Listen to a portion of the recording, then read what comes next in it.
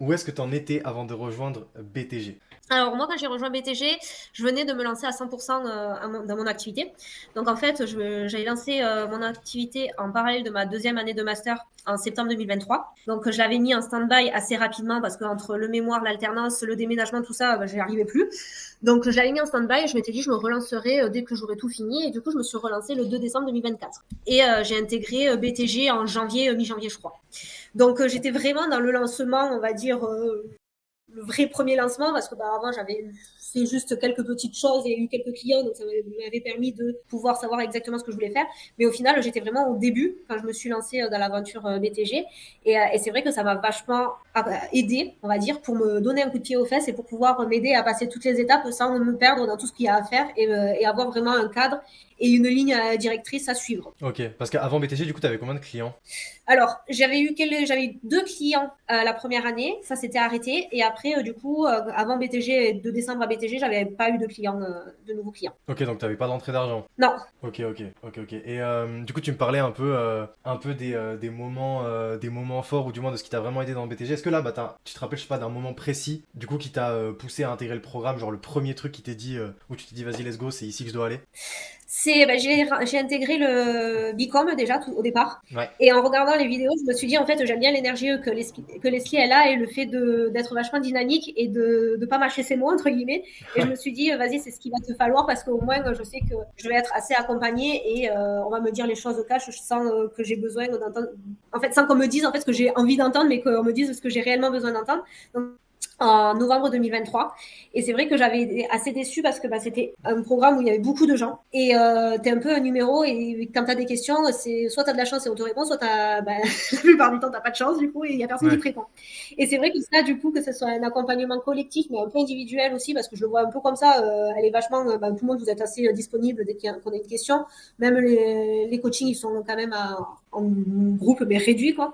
Donc c'est vrai que ça aussi, ça a été un gros point qui m'a fait me dire, bon ben vas-y, go, et puis au pire, t'as rien à perdre, t'auras testé, et si ça fonctionne pas, ça fonctionne pas, mais au moins t'auras testé, quoi. Le résultat, du coup, aujourd'hui, après, je sais pas combien de. Ça fait combien de semaines que tu es dans le programme? Ça va faire. J'ai intégré, je pense que j'ai intégré vers le 18 janvier à peu près, donc janvier, février, mars, avril, ça fait 3 mois. Ok, donc résultat au bout de 3 mois. Eh ben écoute, au bout de 3 mois, j'ai 9 clients.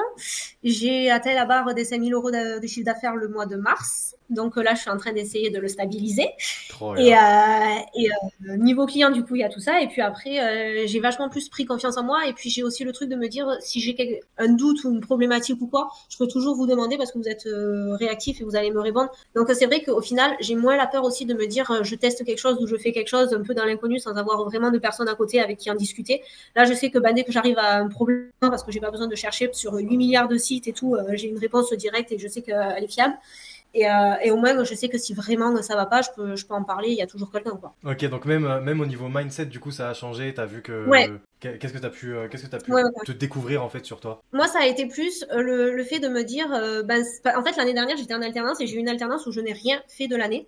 Et j'avoue que moi, dès que je passe dans des moments un peu comme ça, tu vois, où les gens me donnent rien à faire, entre guillemets, où on m'écoute pas ou quoi, je vais vite tomber dans un bad mood en me disant, mais en fait, est-ce que c'est parce que t'es nul et que t'arrives pas à le faire ou que tu le fais Hmm. pas? Est-ce que c'est parce qu'ils ont pas confiance en toi? Est-ce que ceci, est-ce que cela? Et c'est vrai que quand je me suis relancée en décembre, j'avais un peu cette chose de me dire, mais est-ce que tu vas y arriver? Parce qu'au final, vu comment c'était l'année dernière, est-ce que c'était juste une expérience comme ça qui était mal tombée pas au bon moment, ou est-ce que c'est que ça va être comme ça tout le temps? Et c'est vrai que au final, ça m'a permis de me rendre compte que non, ça allait, tu vois, et je suis passée plus dans un esprit de me dire, vas-y, en fait, tu vas y arriver, il n'y a pas de raison que tu n'y arrives pas, il y a plein de personnes qui sont dans le programme qui arrivent, donc il n'y a pas de raison que toi tu n'y arrives pas. Et au final, même le fait d'avoir toute cette communauté autour et de voir que les gens y arrivent, en fait, ça te booste et ça te dit, en fait, il n'y a aucune raison que toi tu n'y arrives pas si tu suis vraiment ce qu'on te fait. Et je trouve que ça te met en fait dans un bon mood. Et après, ça, je le vois aussi même quand je fais des appels de prospection et de closing et tout. Le matin, quand je suis pas bien ou je suis pas dans un bon mood ou quoi, tu peux être certain que ça se finit mal. Et quand je me mets dans un bon mood en me disant, vas-y, là, il faut vraiment que tu closes la personne et tout, parce que comme ça, au moins, tu vas atteindre ton objectif que tu t'étais fixé ou ceci ou cela, et au final, ça marche. Et du coup, c'est vrai que ça m'a pas mal aidé de ce côté-là parce que j'étais plus dans une pente, on va dire, descendante où je me disais, mais vas-y, t'as rien fait l'année dernière, tout recommencer, est-ce que c'est parce que t'étais nul, est-ce que parce que si, est-ce que c'est parce que là. Et au final, ça m'a vachement aidé dans ce côté-là. Et c'est vrai que quand j'avais fait le premier appel découverte avec Leslie, du coup, en janvier, je lui avais dit, moi, en mars, j'aimerais bien, fin mars, avoir accompagné 5 personnes. Et au final, j'ai signé ma 5e personne le 28 mars, un truc comme ça, vraiment les 3 derniers jours de mars.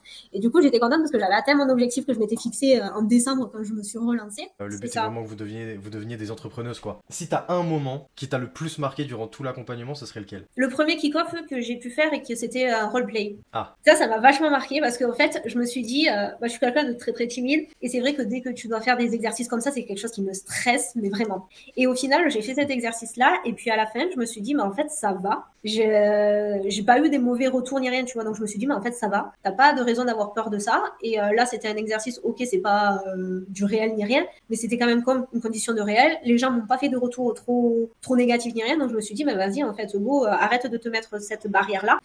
Et c'est vrai que du coup, ce premier kick-off sur le roleplay comme ça, bah, ça m'a dit, mais en fait, vas-y, t'as rien à perdre. Et au final, je pense que c'est celui-là qui m'a vraiment mis dedans et qui m'a fait prendre conscience que bah voilà, fallait y aller et que ça allait bien se passer, quoi, et que ça allait aller, quoi.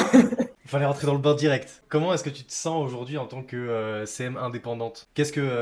Comment est-ce que tu te sens et qu'est-ce que tu peux faire maintenant que tu pouvais pas faire avant? Et ça m'a donné beaucoup plus confiance dans le sens où je me dis que, ben, comme je te disais tout à l'heure, je me sens plus accompagnée et que si j'ai une personne qui me pose une question que je sais pas trop répondre ou que je sais pas quoi, je peux toujours dire bon ben je vais me renseigner auprès de personnes qui sont autour de moi pour savoir et je sais que j'aurai une réponse à lui donner dans pas trop longtemps. Donc je trouve que ça crédibilise aussi ben, ta personne en te disant bon ben en fait t'es pas tout seul et t'as quand même une communauté on va dire autour et que quoi qu'il arrive avec une question ben tu peux avoir des réponses à leur rapporter par la suite.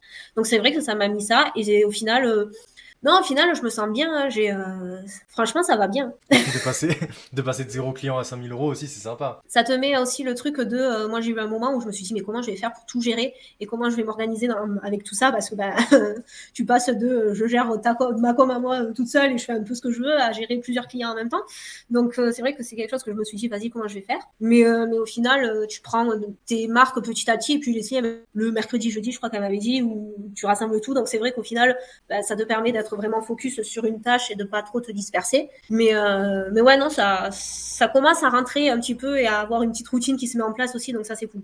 Pour petit mot de la fin, qu'est-ce que tu dirais du coup à une fille qui hésite à intégrer BTG, qui hésite encore à lancer son activité? Bah, qu'elle se lance, qu'elle y aille, qu'elle a rien à perdre, que ça sera que du positif pour elle et qu'au final, si elle suit vraiment ce qu'on lui propose et tout, elle aura vraiment toute une communauté autour et tout un accompagnement vraiment axé sur elle, ce qu'elle a besoin, tout ça, et que vraiment qu'elle n'hésite pas quoi.